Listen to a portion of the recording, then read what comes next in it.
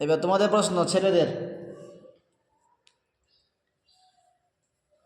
সর্বপ্রথম কাবা শরীফের গিলাফ কে পরান? বলো, ইমরান তাহির বলো।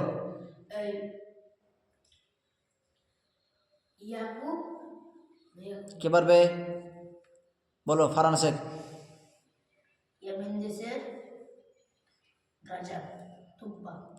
ইয়ামিনের রাজা তুব্বা, সঠিক উত্তর।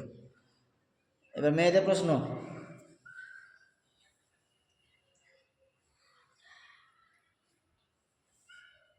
সর্বপ্রথম কে নৌকা তৈরি করেন? আসমা বলো।